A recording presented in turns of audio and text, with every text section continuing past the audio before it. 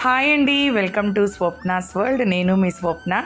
పచ్చడి అంటే నచ్చని వాళ్ళంటూ ఎవరైనా ఉంటారా అండి? అందులోనూ మామిడికాయ తురుము పచ్చడి చెప్పనవసరమే లేదండి. నోట్లో నుండి ఆ పేరు వస్తేనే నీళ్లు ఊరిపోతున్నాయి అన్నమాట. ఆల్మోస్ట్ నాకు తెలిసి ఈ మామిడికాయ పచ్చడి అంటే నచ్చని వాళ్ళంటూ ఎవ్వరు ఉండరు. ఆల్మోస్ట్ అందరి ఫేవరెట్ అయి ఉంటుంది. మరి ఎలాగో ఇది మామిడికాయల సీజనే కాబట్టి మామిడికాయలను తెచ్చుకుని ఫ్రెష్ గా అప్పటికప్పుడు తురిమి ఇలా పచ్చడి చేసి పెట్టుకున్నారంటే బయటే ఉంచుకుంటే వారం రోజుల వరకు ఫ్రెష్గా ఉంటుందండి. కాబట్టి మరి ఇప్పుడు నేను మీ అందరి కోసం మామిడికాయ తురుము పచ్చడిని చేసి చూపించబోతున్నాను.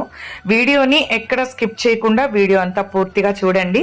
మరి ఈ మామిడికాయ తురుము పచ్చడి కోసం నేనైతే ఒక పచ్చి మామిడికాయ అండి, కొంచెం క్వాంటిటీయే చేస్తున్నాను కాబట్టి ఒక కాయని తీసుకున్నాను. ఆ కాయ మెత్తగా ఉండకూడదండి, బాగా గట్టిగా ఉండాలి.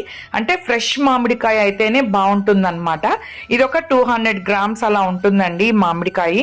ఈ మామిడికాయకి చక్కగా పైన ఉన్నటువంటి తొక్కు అంతా కూడా రిమూవ్ చేసేసుకోవాలన్నమాట. చూసారా, ఇలా తొక్కు అంతా కూడా రిమూవ్ చేసేసి నేనైతే ఇలాగా లావ్ హోల్స్ ఉన్న వైపు తురుముకుంటున్నాను.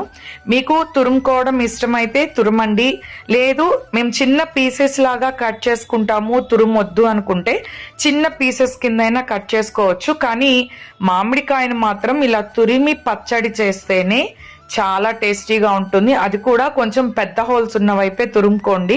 మనం పచ్చడి తినేప్పుడు ఆ మామిడి ముక్కలు మనకు పంట కింద పడుతూ ఉండాలి. ఈ మామిడికాయ తురుమంతా కూడా ఒక బౌల్లో వేసేసుకుని దీన్ని పక్కన పెట్టేద్దామండి.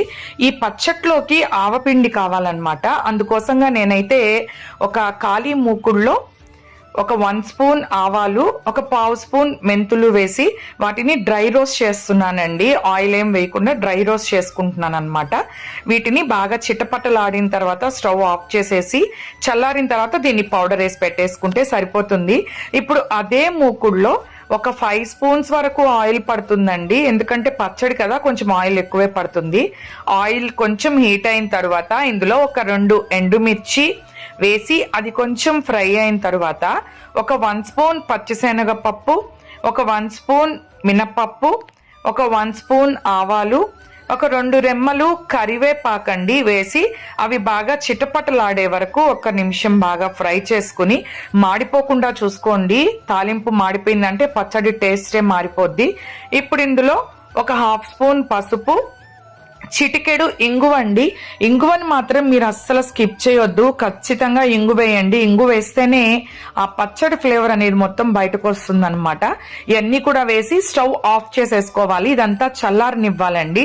మరి మనం ఇప్పుడు ఆల్రెడీ ఒక బౌల్లో తురిమినటువంటి మామిడికాయ తురుము ఉంచుకున్నాం కదా, అందులో మీ రుచికి సరిపడా ఉప్పు అండి. నేనైతే ఒక 1.5 స్పూన్ వేసాను. మీరు ఎంత ఉప్పు తింటారో చూసి వేసుకోండి. ఇందులోనే ఒక 2 స్పూన్స్ కారం అండి. మీరు తినేటటువంటి ఉప్పు కారాన్ని బట్టి మీరు ఉప్పు కారం అయితే యాడ్ చేసుకోండి. ఇందులో మనం ఆల్రెడీ ఏపీ పౌడర్ చేసుకున్నటువంటి ఆవాలు మెంతులు పౌడర్ ఒక 1 స్పూన్ అండి. ఇవన్నీ కూడా యాడ్ చేసి ఒక్కసారి ఇదంతా కూడా మామిడి తురుముకి పట్టేలాగా కలిపేసుకోవాలి. బాగా కలిసిపోయింది కదా. ఇప్పుడు చల్లారినటువంటి తిరగమాతుంది కదా, దానిని ఈ మామిడి తురుములో యాడ్ చేసేసి అంతా ఒక్కసారి బాగా కలనెత్తేయాలండి. 1 నిమిషం పాటు అంతా కూడా బాగా కలుపుకుని మనకి ఏదైనా ఉప్పు సరిపోనట్లయితే ఈ టైంలోనే మనం కొంచెం ఉప్పు కారం కూడా చెక్ చేసుకుని యాడ్ చేసేసుకోవచ్చండి. నాకు ఉప్పు కొంచెం తక్కువ అనిపించింది, నేను ఇంకొంచెం ఉప్పు కూడా కలుపుకున్నాను అనమాట.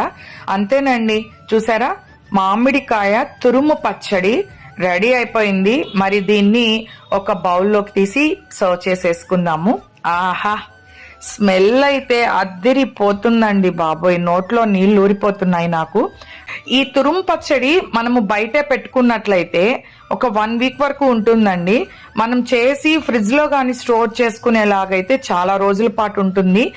తడి ఉన్నటువంటి స్పూన్స్ కానీ పెట్టకుండా ఉంటే చాలా రోజులు పాడవకుండా ఉంటుందండి. ఒక 4 మామిడికాయలని చేసి ఫ్రిడ్జ్ లో పెట్టేసుకుంటే ఎప్పుడు కావాలంటే అప్పుడు వేడి వేడి అన్నంలోకైనా టిఫిన్ లోకండి, ఇడ్లీ, దోశ, పొంగల్ వీటిలో కూడా చాలా బాగుంటుంది.